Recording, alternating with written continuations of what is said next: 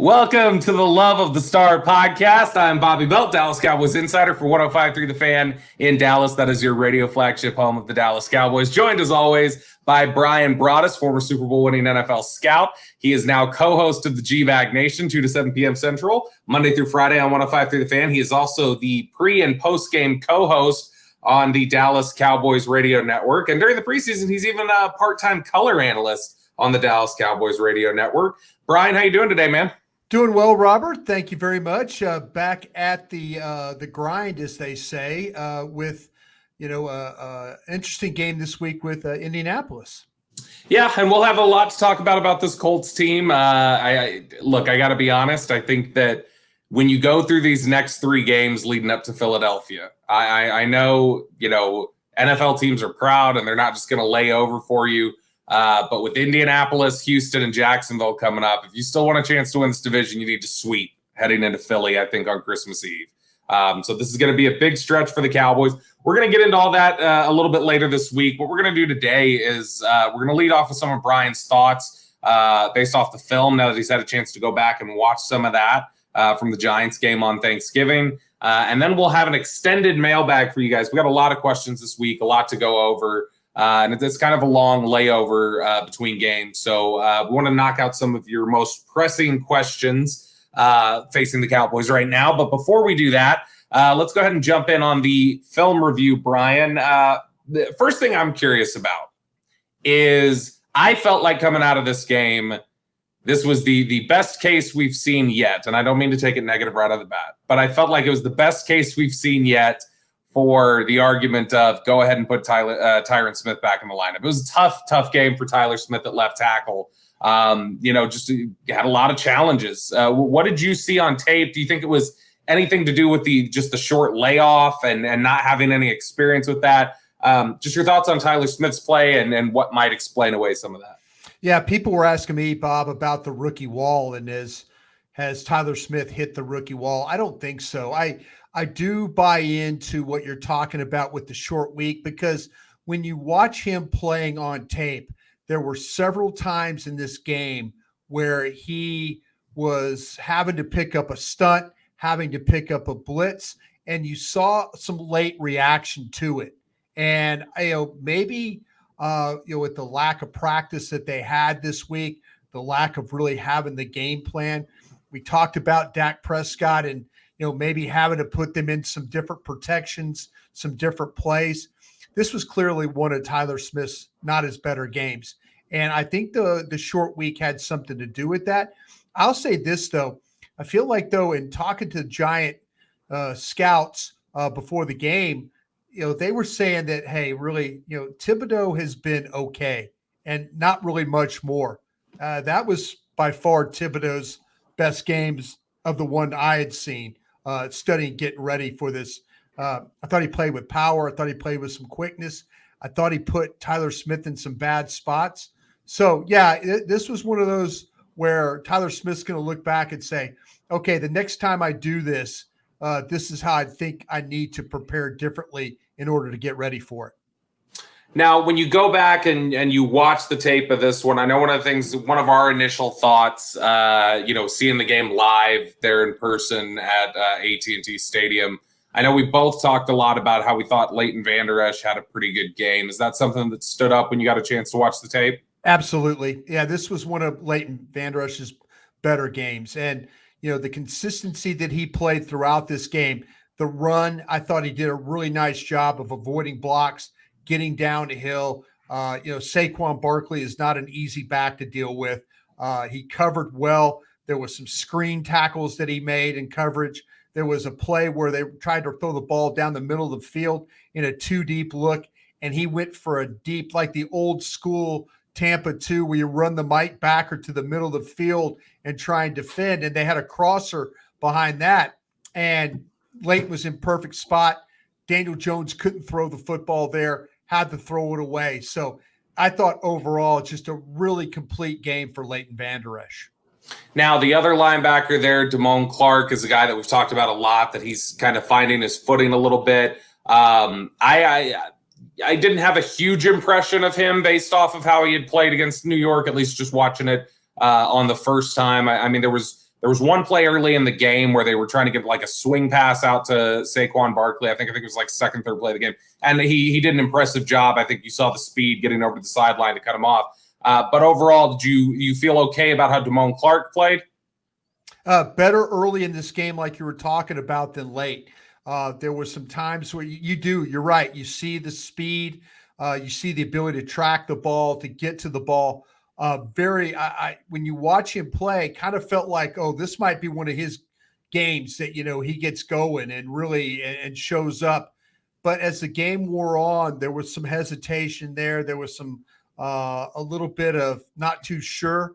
And I don't know if it's because of the short week for him again or having to play all these snaps, but he was a much better player in the first half of that game than he was the second half. I wouldn't say he was a bust in the second half, but there were times where you didn't see him get to the ball like he had before. And there were times where you saw him get caught up in some trash that limited his opportunity to get to the football. The Giants had a really big run late in the game. I'm going to say third quarter, early fourth, where the ball spilled. It was like an outside run, and Van Der Esch tried to fill the best he could.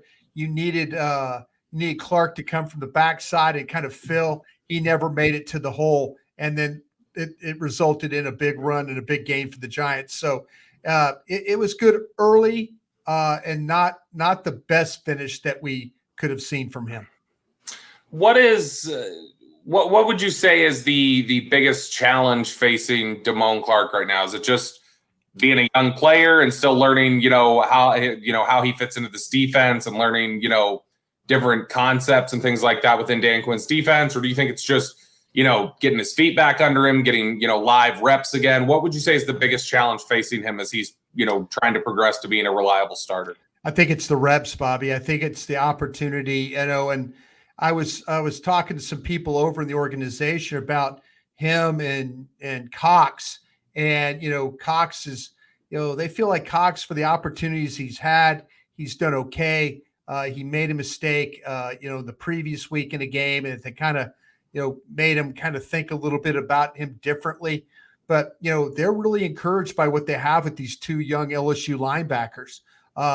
Clark obviously getting more opportunity to play defense, but the thing that might be holding him back is, more time on task, more reps. And it'll be interesting to see how they play this with when they get Anthony Barr back. Well, Anthony Barr is not your future. Anthony Barr is a good player, but man, to me, I think I would ride Clark here. But coaches tend to go with what they know, and they know Clark's a veteran player, and they're going to have to win with him playing. I feel like with Barr, there are times where when he's at his best, he's a better player right now than Damone Clark. Yeah, I feel like my issue right now is it's way too inconsistent, especially for a veteran. Like I know coaches definitely are going to have deference to veterans a lot of times, but I also feel like coaches have deference to consistency, and not necessarily that Damone Clark's been the most consistent player when he's been out here, but man, I feel like I've got a better understanding of what to expect from Damone Clark on a snap-to-snap basis right now than Anthony Barr. There are times where he looks really good, and then other times where he looks like he's close to retirement. Yeah, that's I call it a 50-50 player, but you're getting some of that from Clark right now. 50% good, 50%. Maybe he needs to learn a little bit more. I would keep him out there. I don't think he's killing you right now, but maybe it's an opportunity where him and Barr can split a little bit more time and he can learn and not fall behind in any way. Coming out of this game, let's talk about the passing game a little bit. Did you feel better, worse, or about the same on Dak Prescott's performance once you got a chance to watch the tape? I felt like I felt better. I want to say this about the interceptions are tough. He felt like that when you watch the tape, Thibodeau was clearly in the neutral zone. The official to that side, the Cowboys sideline, did not call lining up in the neutral zone or a neutral zone infraction. Dak thought he had a free play. Broaddus snapped the ball thinking he had a free play. Dak throws the ball to the sidelines. The effort by Gallup was not great on the play. It's kind of like, well, it's a free play anyway. Well, it really wasn't a free play. The second interception he threw, I see why he did it. They're in a cover 2 look, safety's on the hash, and the safety split. The safety split and then kind of widened. So I see why he's trying to throw the ball inside. Holmes made a great play knocking it in the air. Ball wasn't in a good spot. The problem on the play, though, Bobby, was Tyler Smith had been driven back into his lap. And here's Dak Prescott coming off an injury where he throws a pass against Tampa. It gets hit on a helmet, and now he's out for several weeks. I could see the same thing. And I'm not defending Dak here. I'm just telling you what the all-22, he couldn't step into his throw. And I don't blame him for not stepping into the throw, especially with Tyler Smith in his lap. He's thinking like, here I am, I'm going to throw this ball. I'm going to have to extend, and it's going to hit a helmet, a shoulder pad, a face mask. It's going to hit something. So the ball probably wasn't in the best spot it could have been. Holmes made a nice play. It's intercepted. But I think overall, when you look at the passing game, I thought that the protection overall was pretty good. We mentioned about Tyler Smith and some of the problems. The Giants brought a lot of blitzes this game. They had to pick up a lot of that. So I think the Cowboys did a pretty decent job with that and how they handled those particular plays.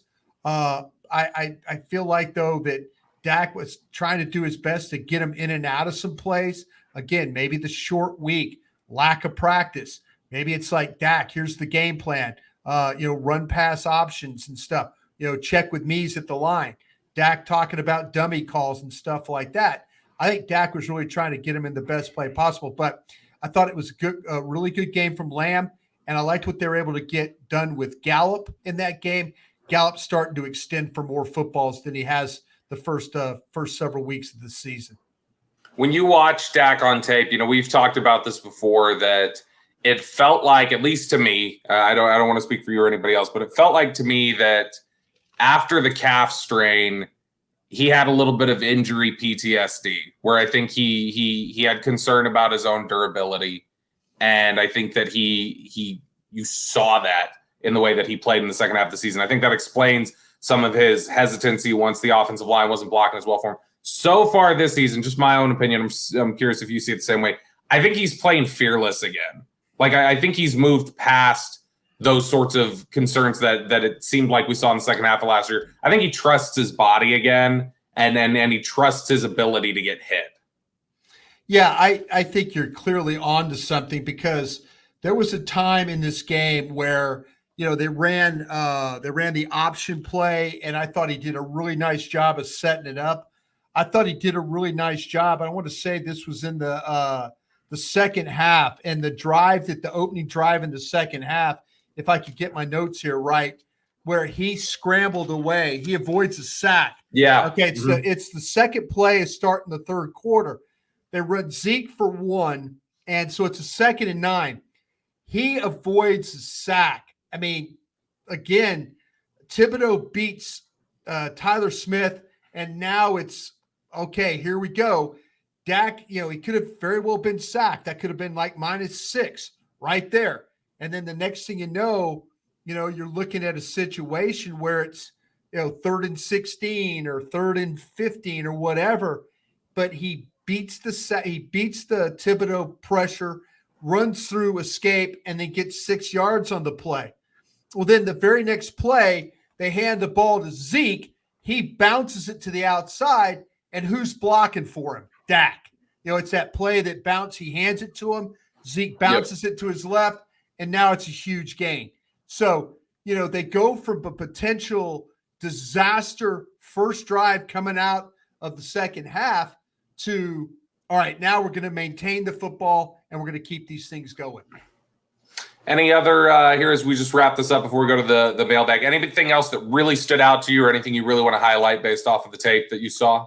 Yeah, they need to figure out a way to put Malik Hooker more to the side of Anthony Brown. And I think teams are going to continue to try and attack Anthony Brown down the field.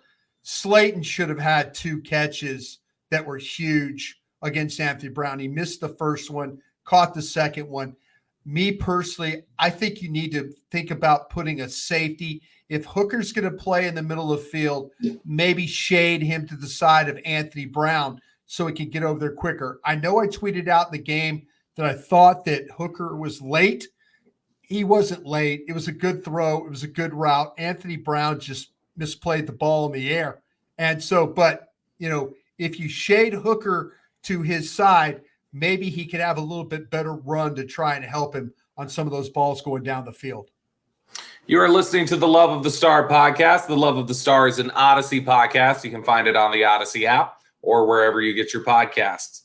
All right, Bryan, we're going to do sort of an extended mailbag today, a jumbo mailbag where, normally we do these where in the final segment we get to all your questions, but we got plenty of them this week, so I figured that we could cram them into 2 segments here and just go over some of the things that you guys want to touch on, especially with the long layover, about a 10-day rest period for the Cowboys heading into this game with the Colts. So let's run through some of these questions, Bryan. First one here from Ryan Trammell.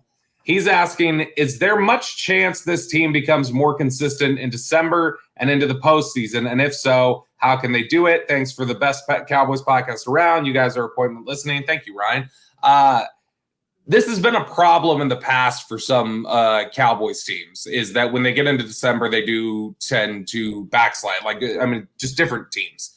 This was an issue last year for this Cowboys team. It was an issue in 2007. I know I'm going way back here, but 2007, it was the same sort of thing. You remember the old Romo can't win in December line that used to be pushed all the time. So this is something that they've struggled with before. But I think Ryan's question is more, hey, we know this is a good football team. Are there areas where they can continue to get better?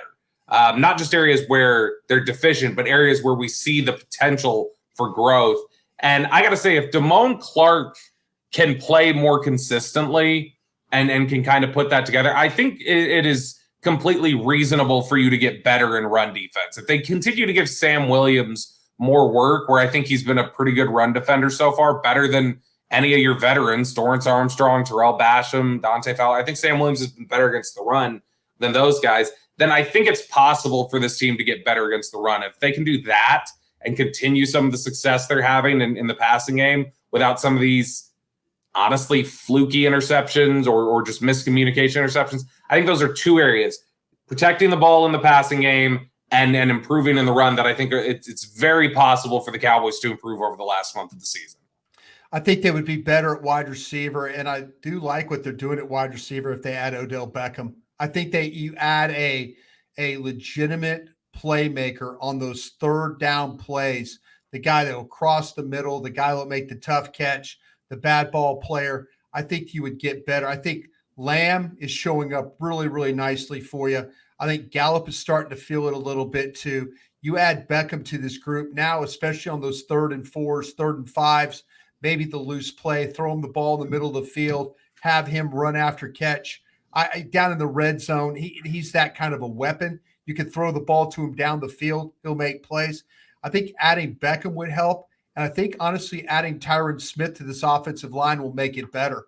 I do. And I'm not worried about the rookie wall with Tyler Smith. I think it was a short week. I think he didn't benefit from that at all. I think you saw a little bit of what we've talked about, 3 games in 12 days, maybe a little wear and tear. I know he's a young guy, but adding Tyron Smith at some point in time, moving Tyler Smith to guard, I think will make this offensive line even better. And so those are the kinds of improvements. I will say this: I don't think they're going to get better on penalties. I'm sorry. I just don't. I mean, it's something they talk about. It's something that they preach. It's something that Mike McCarthy has got up on the podium and gotten mad about. He's blamed officials, but pre-snap penalties are not a problem of the officials.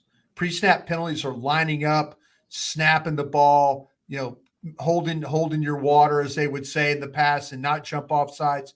So, if you get 13 penalties and 4 or 5 of them are pre-snap penalties, and we talk about it, they talk about it, these penalties are not going to be any better. This might be the one thing that is the downfall for this football team, because one day you're going to look up, and it happened in this game, and I hope it doesn't happen again, but it probably will.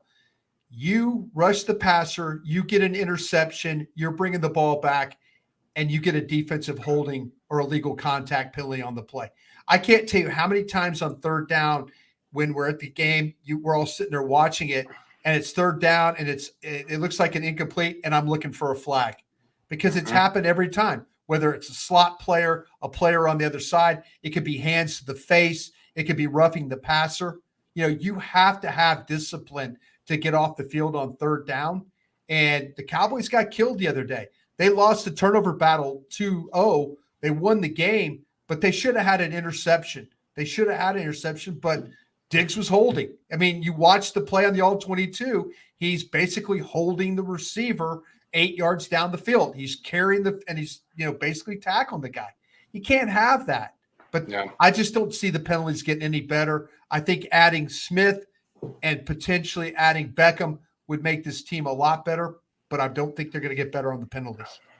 My question for you on Tyron Smith, we saw he struggled a great deal against San Francisco last year in the playoff game. It was one of the worst games we've ever seen him play. He struggled into the early part of training camp. He was getting beat in ways during practices that we're not used to seeing him get beat. How long is the leash, or is there even a leash on Tyron Smith's play, do you think? I just let it go. This guy's a Hall of Fame player.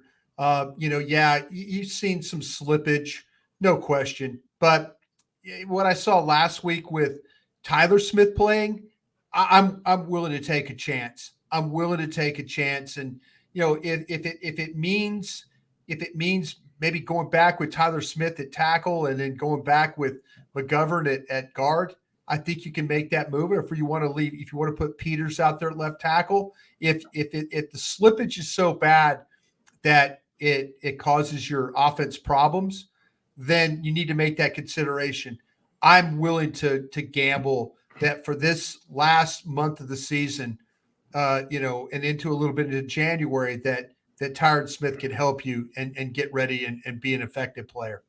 Let's say he comes back first week. Let's say he comes back for the Jacksonville game.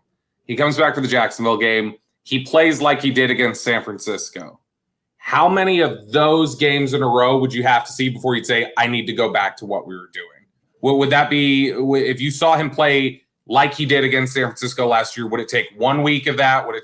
Would you say, that's some rust, let's see him come back? Would it take 2 to 3 weeks? Or would you just ride this out regardless of how he plays? I tell you this, though, as well as Tyler Smith has played, I'm riding this thing to the Philadelphia game.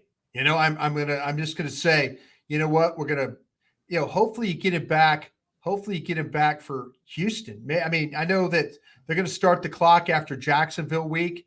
Maybe you're to the point where you're like, okay, let's see if we can get this guy ready. It's not like he didn't go through training camp. He did go through a training camp. He got hurt when they were back at the Star. That's when he got hurt. So he basically had went through the whole training camp, and so having him ready, I think he'll get ready pretty quickly. I think Britt Brown has always worked really well with these guys, getting them back. So if you get me back for Houston, Jacksonville, Philly, say he has 3 bad games in a row, then that would be something I think you would have to look at. But my bet is that he's going to play well for you in those 3 games. Oh, I agree. I'm trying to figure out. No, I understand the threshold. The threshold would be if you got the Philadelphia game and it was broken down and bad and couldn't move and all that, and you're still having problems. I think you should go back the other way. Next question here from Matt Holleran. What would you say is the biggest difference between this year's Cowboys team and last year's? And do you think this year's team is built better for a deep postseason run? I'll tell you, I've said this. I think I said it today on G-Bag Nation with you guys. The biggest difference between this team is they are a tougher, more physical football team. That was their problem last year. If teams punched them in the mouth, they lost. If teams got physical with them, they couldn't play physical football. And that's what a lot of January football is about physical football. And so for me, I think the biggest difference with them is they're not the most tough blue-collar football team in the league, but they're no longer just a straight finesse team that can't play when the game gets physical and tough. They've won a couple tough physical football games this year that I think they lose last year. And so to me, that's the biggest difference with this team. I don't know about you, Bryan. Yeah, no, I think they got a healthy quarterback now. That's the biggest difference. I mean, last year he was coming off, the calf, and then also, at the latter part, how completely healthy, how completely confident was he? I think the fact that the ability for him to put up points, for him to make quality throws, if Dak could just eliminate the those interceptions, the turnovers, man, he would be riding this thing pretty strong. But I kind of feel like the difference is you have a quarterback that's more confident. He's more healthy. I think you got a defense that really, really believes in what Dan Quinn is selling. Last year, I think they were kind of going through it. They were getting a ton of turnovers. They weren't sacking anybody. But now it's like the pressure, the sacks, the turnovers will come, I think. And this, you're going to start playing some teams here that can turn over the ball. Matt Ryan can turn over the ball. You look at what's going on. Davis Mills could turn over the ball. You look at, even though the guy in Jacksonville, I think Lawrence is playing better. He had a nice win yesterday at home. Still will turn over the ball. He'll fumble the ball. So they might get back into playing these quarterbacks that will turn over the ball. But that's the thing that I really believe is your quarterback's feeling healthier. He's feeling more confident. And then there's confidence in your defense because of you now have a plan of how you want to play Micah Parsons and kind of use him in a lot of different ways. Question here from one of our loyal listeners, Dean Julia. He says, how important has 13 personnel been for this offense? And are you surprised at how much Ferguson and Hendershot have contributed thus far? 13 personnel, again, that's one running back, 3 tight ends. If you look at the play data, the formation data, and everything else, the personnel groupings that the Cowboys have run out this year, by far the most efficient group they've run out there has been 13 personnel.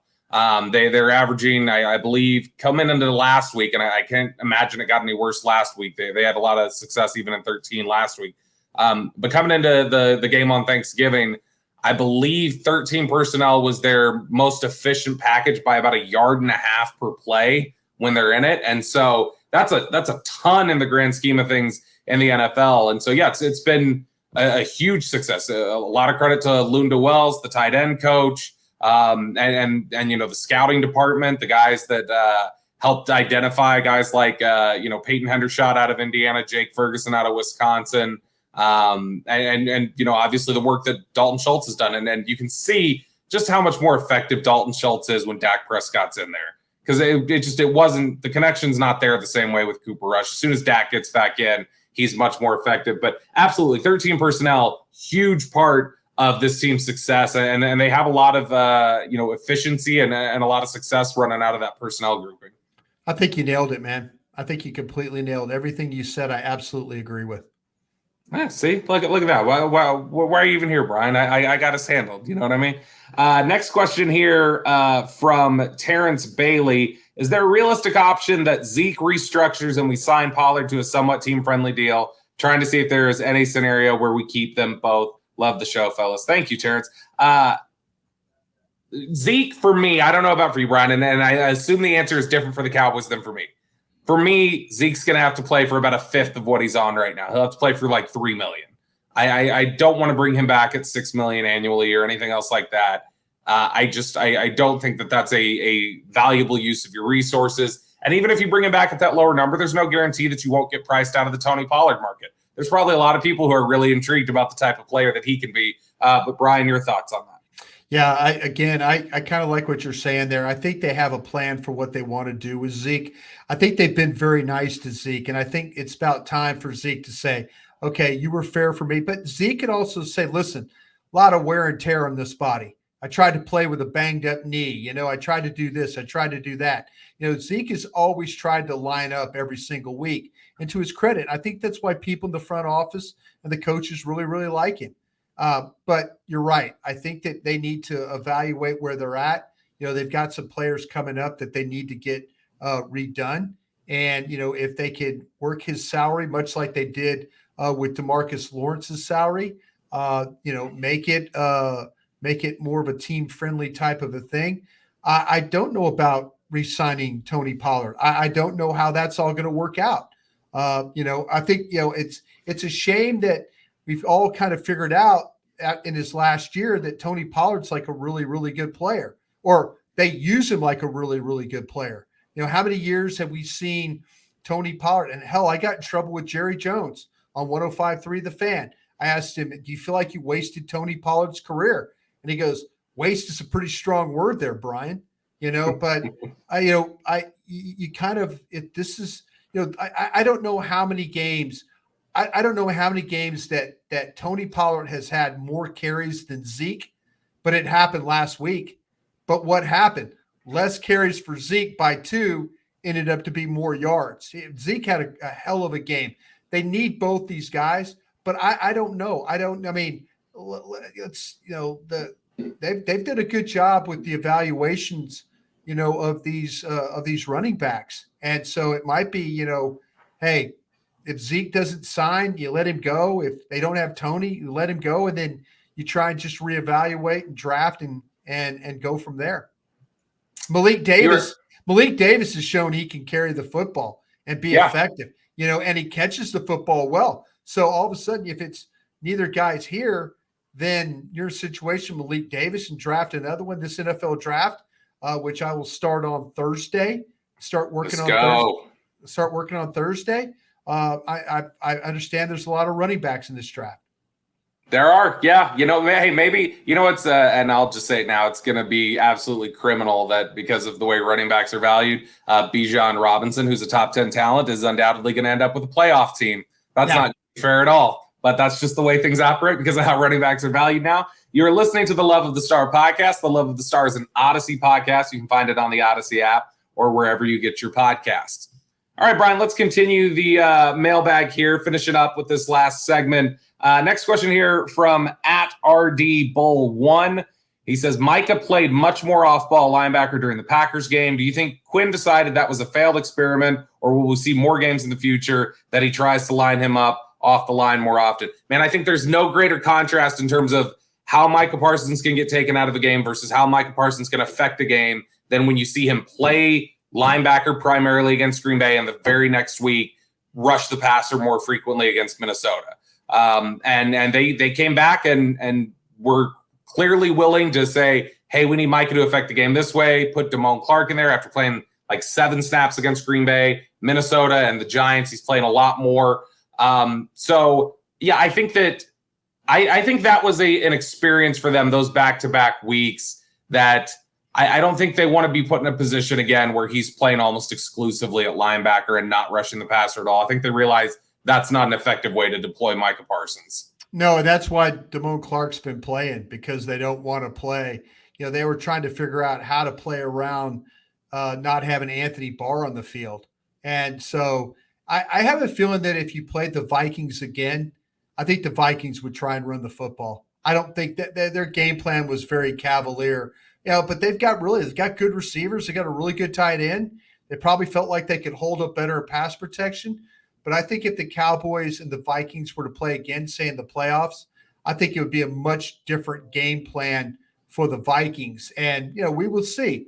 We'll see if that's the case. But I think the reason with Barr potentially being back and Damone Clark playing better or being more involved, that you're going to see Micah Parsons play more as a rush linebacker himself. Next question here from BG. He says, is it just me, or does it appear that the corners give a lot of free releases off the line when in man coverage? Could this be a reason for the big plays down the field, Bryan? Do you see any issues with the free releases that the corners are giving up off the line? Yeah, number 7 is not a free release guy. Number 3 is. Brown will free release, and Brown plays with a lot more depth than, say, Diggs does. And, it's one of those things that you like to ask Dan Quinn. Is it just by alignment? Is it by scheme? Are you afraid of, I'll say this about Anthony Brown. He doesn't look as quick as he has in the past. And I don't know if something's physically wrong with him. The catch-up speed, the make-up speed. I think there's been some times where he's been okay. But, man, it seems like to me tracking the ball, finding the ball, make-up speed, running with guys, there seems to be a lot more separation going on there. And but you put 7 up, you put Diggs up on his man, he's going to run with that guy and stay in position, whereas Brown struggles with that. So I think the free access you see is because of Brown playing more off than Diggs is. Next question here from Jonathan Lewis. He says Dak has a top number of yards above expectation, which is it's an advanced metric related to what the expected completion percentage is on a pass versus what actually occurred. And Dak's been way above expectation this year, close to the top of the league in that. But he says so much of that is due to large volume of tight window throws and lower percentage balls. Should Dallas bring back some of the, quote, easy button throws they manufactured for Cooper Rush? Man, I mean, to me, the problem with Dak is, hell, he made some tight window throws. You remember the RPO that they had in the game where he sprints to the edge, the right edge, and Noah Brown is like kind of as a blocker over there, and Dak just hummed one, and Gallup caught it, and the corner was all over Gallup. I mean, it was a beautifully thrown ball for a sprint going to the right. I mean, Dak, the problems in some of these Daks, the interceptions have been some tight window throws, or guys that have not let him or have let him down on some routes. So I don't know. I'm kind of in that mode right now where I'm like, I'm not changing Dak. Maybe I'm thinking about some of those option routes and stuff like that and what they're seeing, down the middle of the field. It seems like with 3 games now, we've had 3 interceptions going down the middle of the field. So maybe that's a change. But overall, man, I saw some guys going to get in the football. I saw Gallup going to get in the football. That's a good thing. I saw Lamb going to get in the football. And I tell you what, you add Odell Beckham, you're going to have a third guy that's going to go for that football. So the easy throws and all that, that's what you got those tight ends for. The boots, the waggles, stuff like that. That's fine. I wish this team would develop a screen game with Pollard. They can't. Yes. They can't. Zeke, Pollard. The Cowboys have zero screen game. And I'm not talking about throwing the smoke route to the outside and hoping that CD wins or Gallup wins or one of those guys wins out there. I'm talking about a legitimate damn screen game that most NFL teams have. Next question here from Peter Metzger. When was the last fake field goal attempt, and when will the Cowboys try one? I think the last fake field goal attempt was when you worked for the team and Tim Cedar scored a touchdown. That may have been the last one that was fake. Man, you guys had to do everything you could to manufacture offense in all those early. Joe Avazano coming up with some stuff. Yeah, you had to have Tim Cedar faking field goals. You remember? I remember you guys had to have Tim McGee lie down on the ground and play dead. That's how you had to play dead to just get open and complete. But you guys did Bruce it. Coslett. That was Bruce Coslett. Yeah. I bring this up in part because obviously, I don't know when the last time they were in a fake field goal is. I wanted to make a Tim Cedar reference. Shout out to Tim Cedar. But also, it is interesting to me. It made me think, do you think they've reeled in the mad scientist Bones Foss a little bit this year? Because we have not seen a lot of his normal, wacky special teams design. It's been very straightforward. I wonder if that was something they said, let's reel that back this year. No, I guarantee he is going to give you a Christmas gift on a Saturday against Philadelphia. I guarantee it. A nationally televised game. I guarantee you. I guarantee you that it's going to be. You're going to see him do some kind of fake. You're going to see a throwback. You're going to see some kind of deal going on here. He'll figure something out. He can't help himself. He really can't help himself. But you don't want to fake field goals against the Colts or Houston or Jacksonville. You don't want to waste it against those teams. You want to save it for the big moment, the big game. I will say this. I watched the field goal attempt that Maher missed. Mm-hmm. As soon as he hit the ball, he knew he missed it. He literally, as soon as he swung his foot and hit it, you could see his reaction that he knew he missed it. It was really, and I was thinking because he kind of shoved the ball out there to the right and it didn't come back for him. But it's so weird because I was thinking, okay, bad snap, bad hold, mishit. But as soon as he hit that ball, you could tell in his reaction he knew it was no good. I mean, it wasn't even hoping that it was coming back. He just knew it was going to be out there and it wasn't going to move.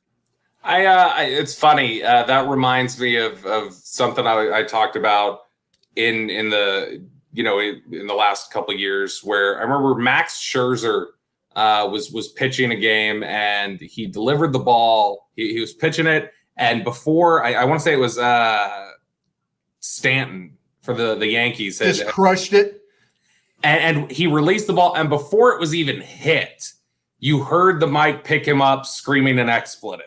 Yeah. It's like, it's just, and it makes me think of that with Maher, and kickers are experts at that too. Quarterbacks will do it. How quickly they can process that they just He knew. I watched that instantly. As soon as the ball left his foot, you could see he just put his head down and turned in disgust. He knew he had no chance to make that kick. This is probably the last question here for us. We probably got time for one more after this. The question from @TedLight. With wear and tear being a thing, how important is it that Dak is 5 games fresher than most quarterbacks going in December? Pros, cons? I think it's good. It helps if you're looking for a silver lining. Not having to have the same sort of wear down that other quarterbacks have had. That's not his arm for sure. Yeah, and that's a guy who, you've talked about this before. He tends to overwork during the summer. Absolutely does. And so for a guy who puts in almost too much work at times, it may not be the worst thing in the world that he was able to get a lot of September and October off. Yep, I totally agree. No problem with that. See, the thing though I do worry about is Mike McCarthy, and the trainers and doctors and all that will tell you that Mike is very friendly when it comes to players' health and understanding players' health and trying to keep them fresh, but I don't want them to lose that edge. I don't want them find a way to win these games. Don't lose that edge. I understand rest and recovery and all that, but make sure that this team hasn't lost its edge going into the playoffs. That's going to be important. Last question here from DC Lee. We'll go a little conspiracy theory here, Bryan. You tell me if this matches up with what you've seen on tape. It appears as though Mike McCarthy has taken over play calling, or at least begun to assert during red zone or situational football in games. Jekyll and Hyde offense. Your thoughts, Bryan? You're shaking your head. You're saying no to this one? No, I will say that Mike has probably clicked over and told Kellen Moore, like he did in the Green Bay game on second down, you got 2 downs to pick this up. So, I would, that's where I think that Mike has made some suggestions along the way, but I will not say he's taken over the play calling. But I do think there's a lot more conversation about what needs to be done.